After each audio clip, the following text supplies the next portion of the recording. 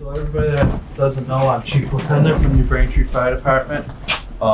Some of you may have watched the video or the meeting the other night where I offered up that the selectmen should come and we should have a group meeting since the fire chief left and determine where the next steps are, where the department needs to go, and who plans to stay on board and move forward with us, and just get that started. So I think the way to start it off is maybe an introduction. So I'm Chief Lieutenant from the Braintree Fire Department. I've been a fire chief since 2007. Been with the department since 1999. Full-time firefighter for Massport.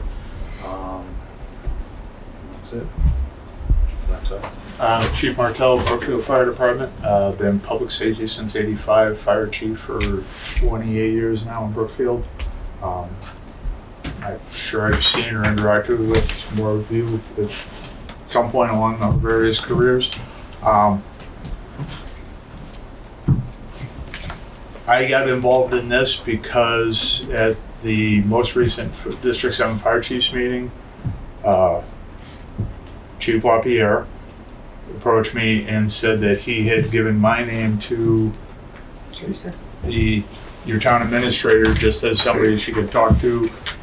That was on a Thursday night. His last day was the following day? The Saturday. So he just, as a resource, I think that type of connection I just had. He knew that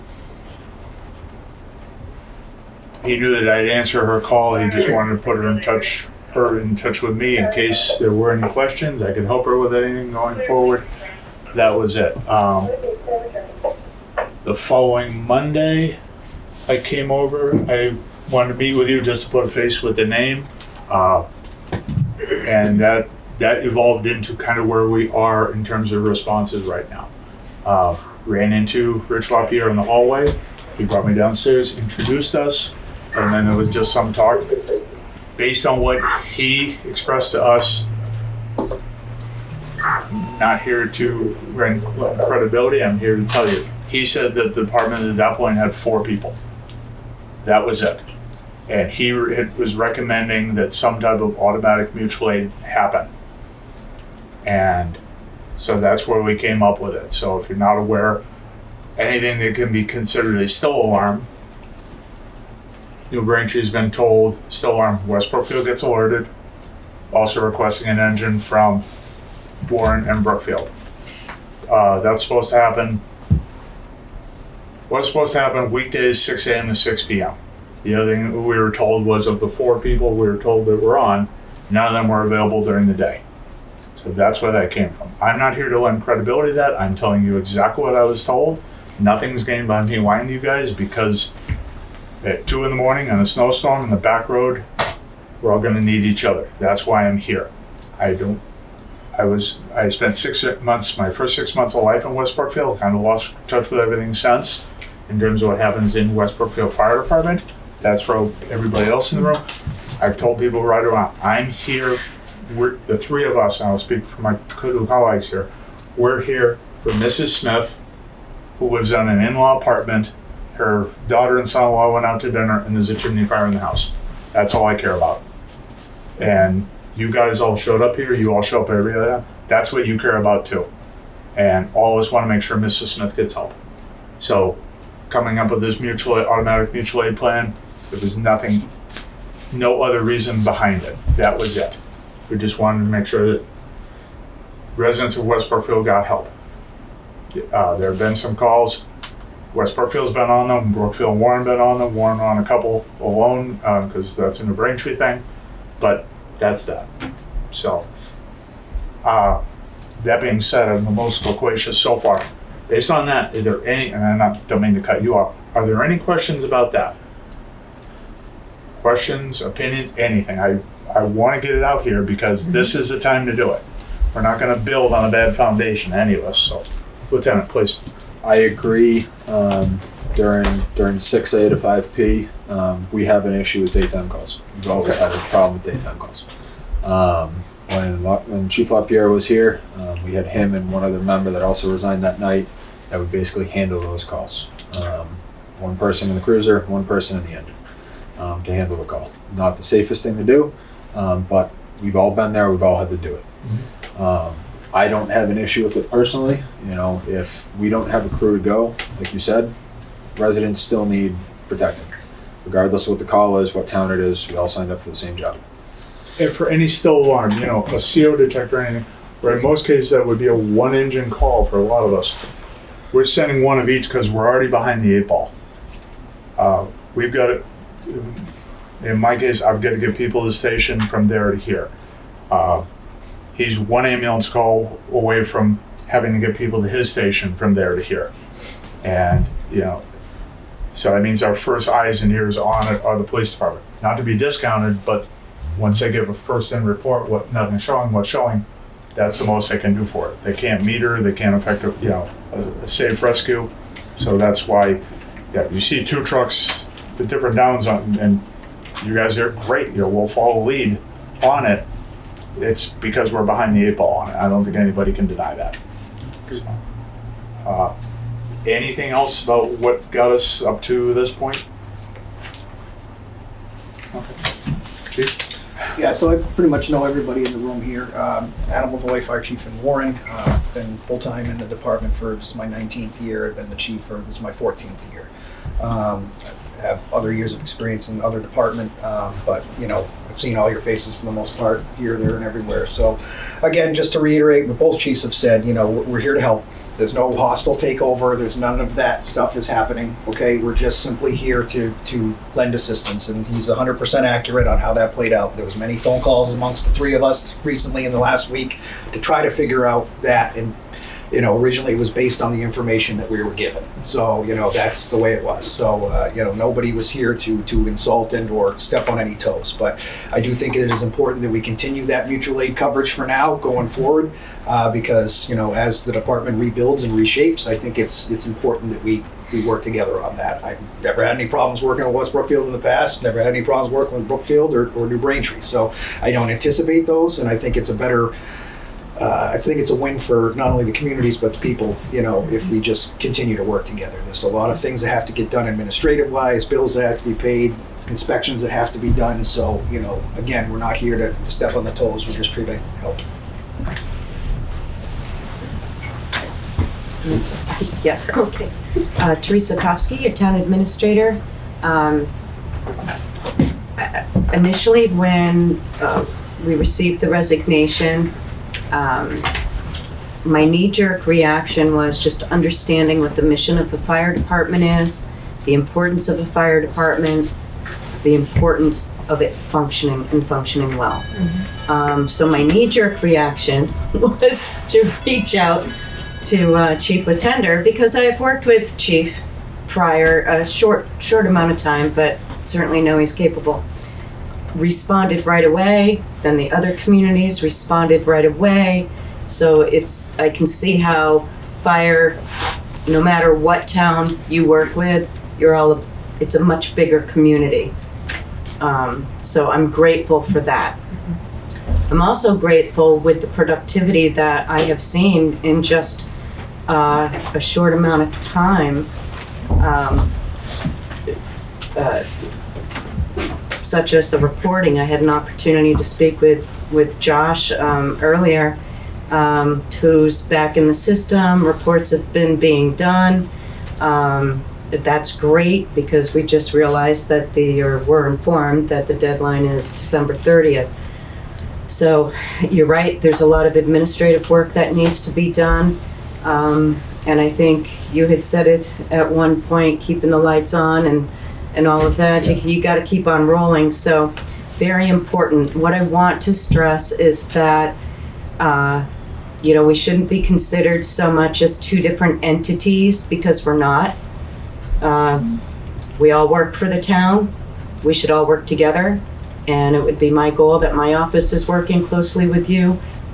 I don't want to micromanage. I don't know what the functions are in running a fire department, and I really don't have an interest in getting involved because that's your expertise, not mine. But I want to be there for you if you need. And you know where I dwell over there. My door is always open. You can call me, stop by, email, and I will do my very best to get back to you and work with you. The other thing I want you to know is that there will be no decisions made on how the inner workings of your department are going to go forward without your buy-in and without making sure that the union is satisfied that we are working together and we're not imposing anything that would jeopardize the CBA as it exists today. And I think that's pretty much what I've got to say. Okay. So I'm Cami Lamica. I'm one of the 3 select persons. I've been there since May. We've had many discussions on the select board, some in executive, some in open session. We received a resignation from Chief LaPierre and knew we had the meeting that was going to be coming up the next week, and a list of other resignations that we read off last week. We also met with Chief Latender during that meeting, went over the job description so we could get it posted so we don't waste time. But also in the meantime, what can we do in the interim till we have a permanently hired person in place? So those are steps that we're taking. Chief Latender actually mentioned the meeting tonight, and that's where Brad was going to come. He couldn't make it tonight for this meeting. The 2 of us were going to come. Roland was not able to make it tonight, so that way we could listen, hear what needs to be done. If there's any things that we can do to help, please let us know, because we would like the lines of communication open. So if there's something we can do to help, we're hearing something that's not going right, please tell us. It gives us the opportunity to correct something if it's in our power. We're like Teresa. We're not on the fire department. We don't have the expertise. We're relying on the chiefs and you to tell us what it is you need, but we don't know what that is.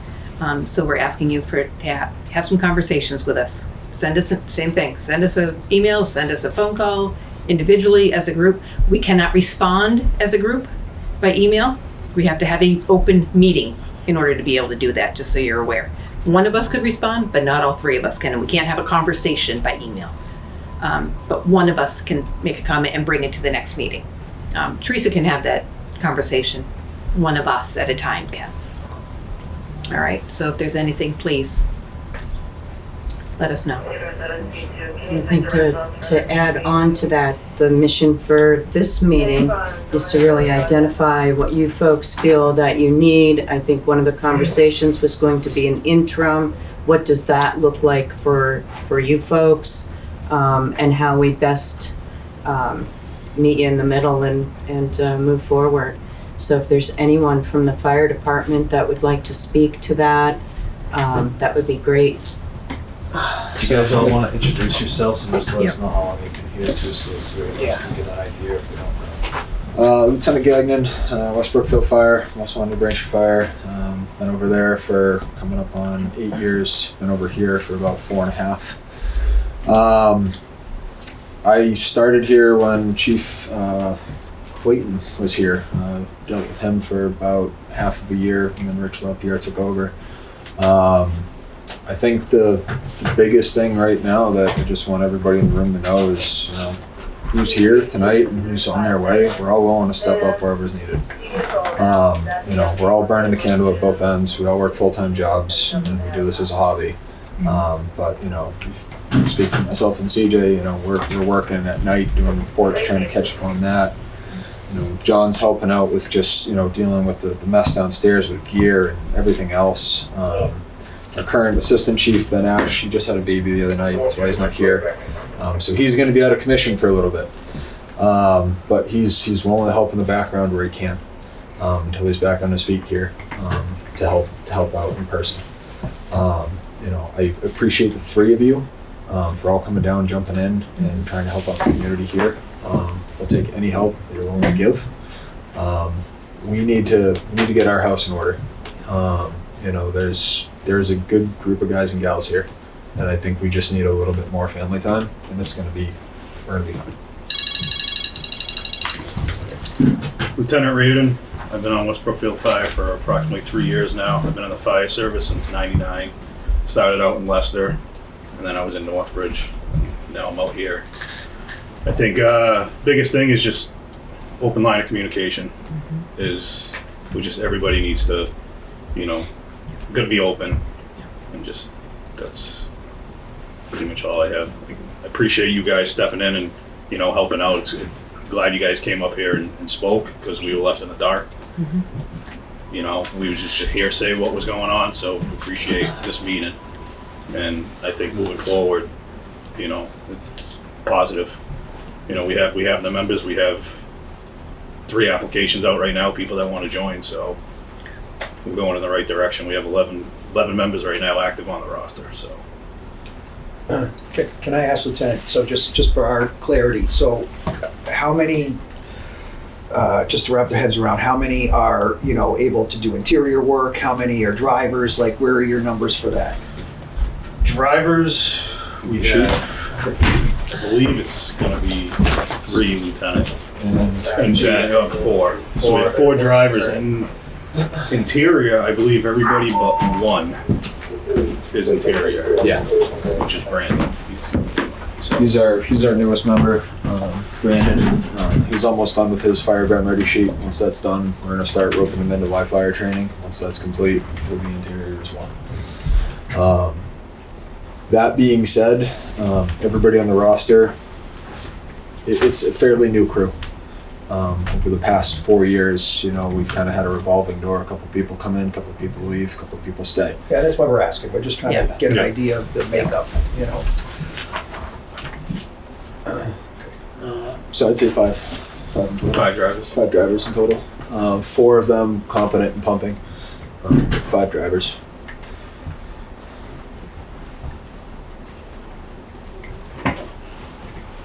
John?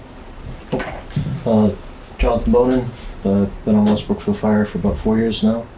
Pretty much everything was already covered that I had on my mind, and it means a lot that you guys are up here today, and thank you for your help. It means a lot that, sometimes I'm around during the day and I'm wondering who's going to be around during the day. Now I don't have to worry. But when you guys are on the way to it, it helps. So I appreciate that. Brandon Garrity. I've been with the fire department for 7 months. Allison Duzak. I've been with the department a little bit over a year. I'm still a recruit, but I'm going to be going to the fire academy in February, and I just graduated high school in June, so I kind of got right into it through high school. But, Adam McMillan. I'm the West Brookfield Fire Department fire photographer, and I help out all the towns doing the fire photography. I'm Firefighter Bryce Douglas. I've been on Warren Fire with Chief LaVoy for about 3 years now. I'm fully certified with my EMT and my Fire 1 and 2 just recently, and I've been on West Brookfield for almost 2 years now. And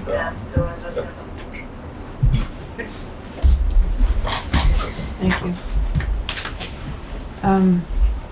I guess one of the questions I would be asking right now is there anything, fire department staff, chiefs, is there anything that you're thinking we need right now that we could do anything about, other than getting an appointment of an interim and posting the chief's job to keep those going?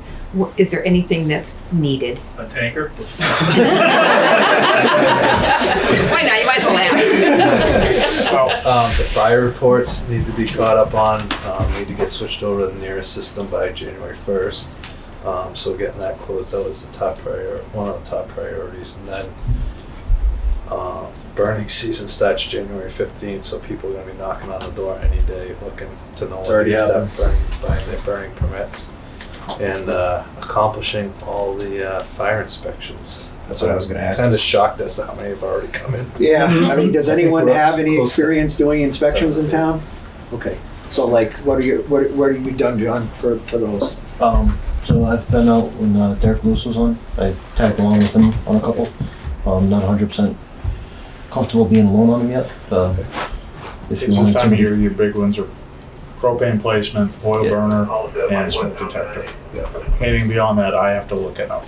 Yep. I mean, so if all of a sudden somebody comes across and they've got like a 5-unit house that would need inspected, don't spend a lot of time researching it. Find somebody to do it with you. Those are the big three right now. Everybody's price comparison on oil and propane. They want to mix it up. Yeah.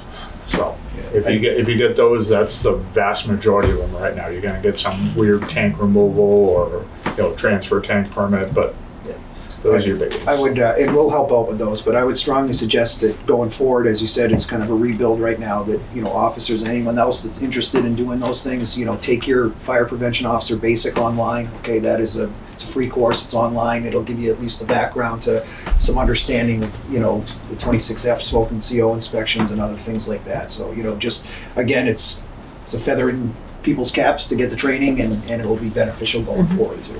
100% agree. You jumped up.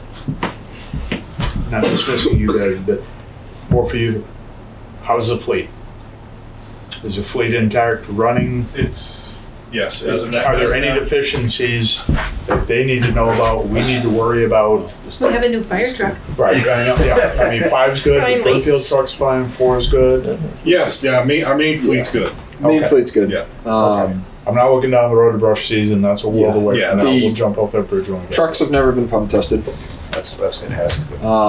We had a hose testing scheduled during the last snowstorm that got canceled with everything going on. As Right. far as I know, it's rescheduled in March timeframe.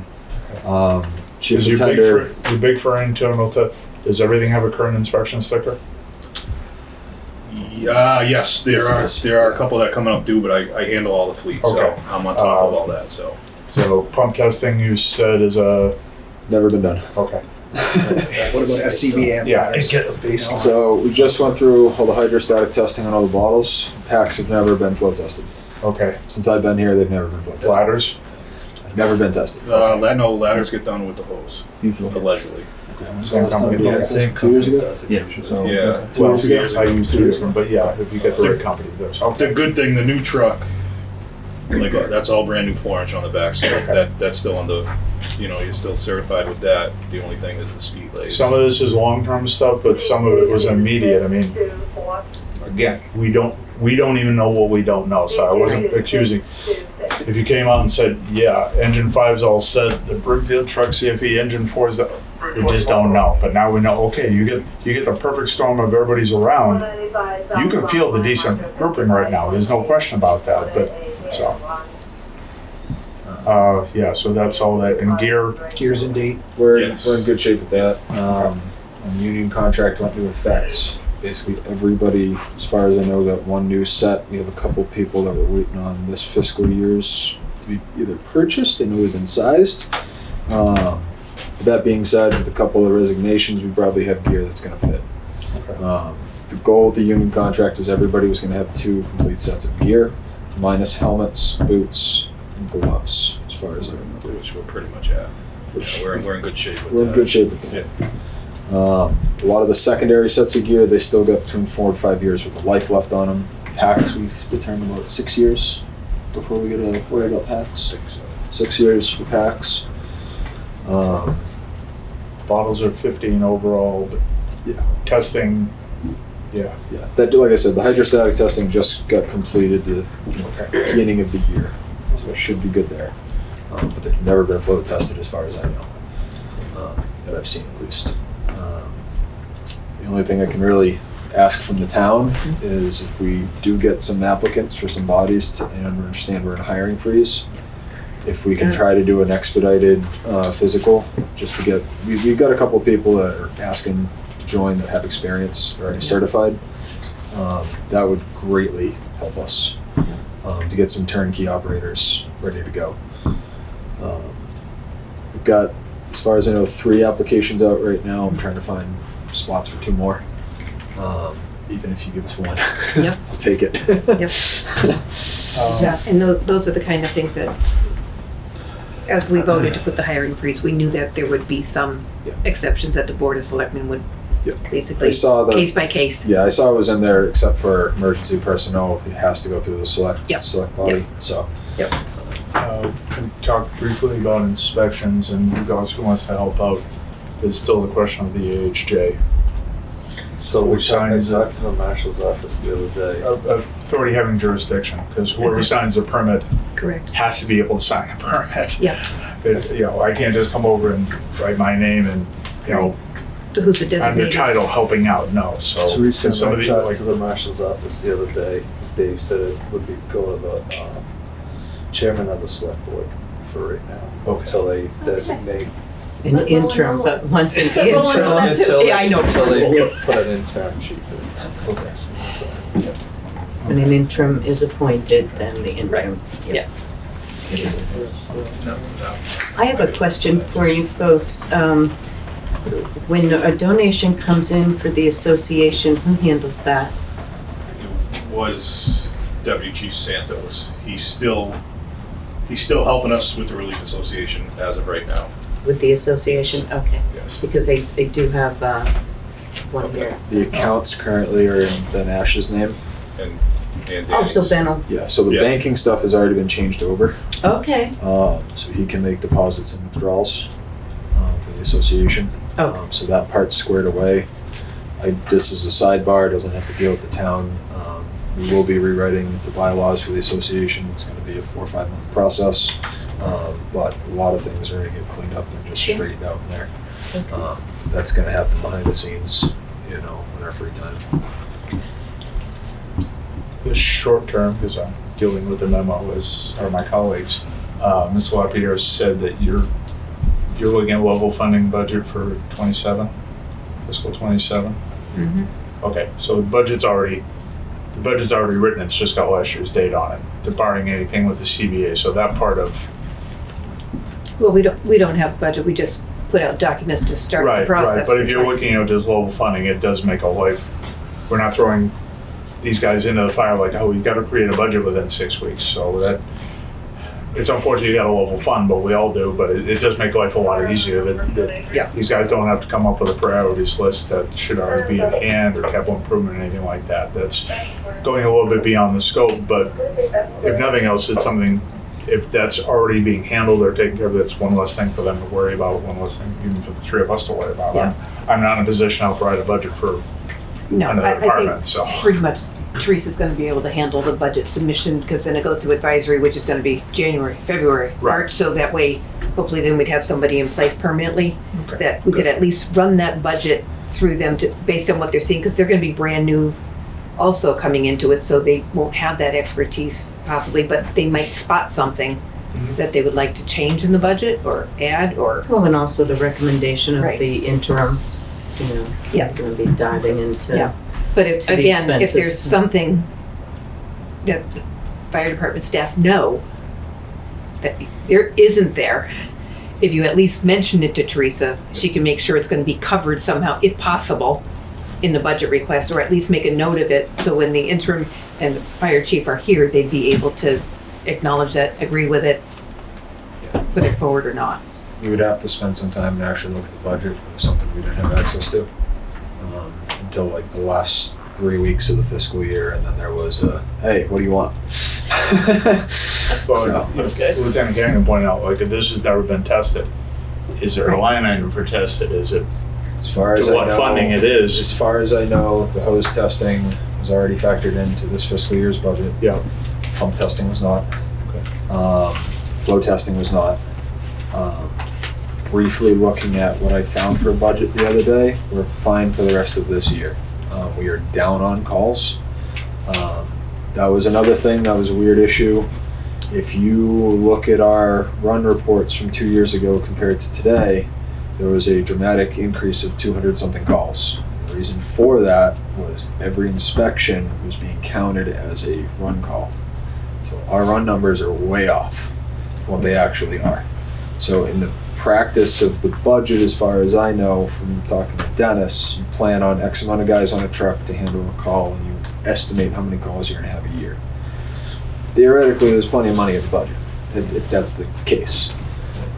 We went from like 135 calls to 420 in like a year. You did, I was wondering about that because you mentioned that to me. And that was, Yeah. and Yeah. that's self-dispatching during the day medical assist too. Okay. So that was a call too. Yeah. So So one of the things that would be helpful also is if some of those things you don't believe are in the budget for testing, if we can get an idea of what it would take to schedule, how much those kind of things would be, we can work with Teresa to see if it's there, either with an interim, permanent, get it going, As far as I know, our truck rather than maintenance trying to account- put it off till next Yeah, year. Our truck maintenance account has not been touched at all this fiscal year. That's $10,000. Yeah, your Okay. fleet maintenance Yeah, we fixed it all account, then last you have year. an equipment repair maintenance account. Yeah. There's money in the budget for the next 6 months. I'm And not that worried one about looks this like, year. so that line item, for And what equipment I'm- repair and And maintenance. what I'm trying to say is, I'd rather do some of those things this year and Agreed. get them done. Double Yeah, clapping. it's recertifying of hoses, ladders, so That'll that's give you a exactly what you're baseline, talking too, about. 'cause if one truck fails, you can figure out what they're failing for, and if you can fix Correct. it this year. Yes, sir. or Correct. if you're gonna sideline it. Yeah, because we're looking at next year being a tight year. I'd rather try to get things done Agreed. that we can. Agreed. The last thing you want is somebody in the third floor of a building. Right. to fail I'd a rather truck. see things working So- and tested as much as I possible. think it's like 350 to pump test the truck right now, or 450. Somewhere around So you there, guys went depending on who you're going with, yeah.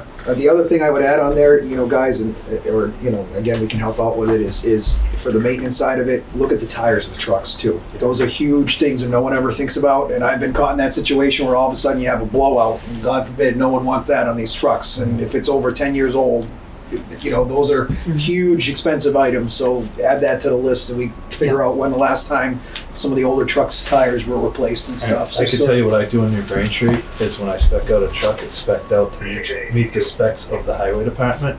So at 10 years when my tires need to be replaced, Pete's Tire Barn pulls up, we have a fire truck here, Pete's tire truck here, a highway truck here, take them off the fire truck, put them on the highway truck, so they wear them out, the new tires go on the fire truck. That's a good idea. Yeah. I just know that our last tanker, not our new one, but I mean, it cost me almost $7,000 to they're do not cheap. tires on that truck. So that would wipe out your entire budget. So Yeah. it's something to plan for if it's needed now. I'm looking at the clock. Are you guys under a time constraint for a posted meeting or anything? Okay. Last thing, just real quick, guys, if you could work on, I think it would be helpful for all of us, any pertinent information operational wise that we need to know about, alarm panels, hydrants, things that you're common, Pre-plans. the nursing homes, those things that we don't have familiarization with that much. It would be very helpful if we had a little packet, if you have them in the trucks, if we gotta come over, this is where the lockbox is, this is where that, and if you have any extra lockbox keys, I know Brookfield would like to get a hold of one. I know they're not Knoxbox over here, I forget what company they use, but, I had one before that Rich had given me years ago, but I'm the only one that had one. I've now turned it over to the engines just so they have it, be able to get in keys of businesses if they have As far to. as I remember, we have a handful of simplex keys. Okay, so if we could maybe at least get one more for us and a couple for Brookfield in the interim, so that we have access to the lock boxes and the keys to get in businesses, that would be fantastic. And any other information that's pertinent to buildings and commercial businesses, if you guys could take a look and see if we can't get a hold of that, that would be helpful. We can spend some time to put together a packet. Okay, thank you. Again, we want you guys, you're still on your feet. We're not trying to get you back on your feet. You never left your feet. Don't want anybody to tell you that. You're still showing up. You're still on your feet. As soon as you guys are ready, we'll just be a radio call away. That's it. I don't see you guys having meetings like this on a regular basis. But that's just why we're here. This is why you're seeing us in your town. And that's it. When you guys are ready, when they agree, when everybody, with the exception of 3 of us, tells us you're ready, we'll be there when you need us. So see you at 2 a.m. on a snowstorm in the back roads. Beyond that, so. Thank you. Appreciate you being here helping us right now. And that's what it is. It's to help us out in the meantime and let us know what anybody else needs. We'll see what we can get it done, get it scheduled, get it taken care of best we can. There's a recommendation from the fire department, if you've had a discussion on interim, if you would share that with the board. We've got to go next door and get that done, but we definitely would want to hear from you. Yeah, if you give us 5-10 minutes, we'll have Absolutely. a It's chat. gonna take us down there to go set up and get ready anyhow.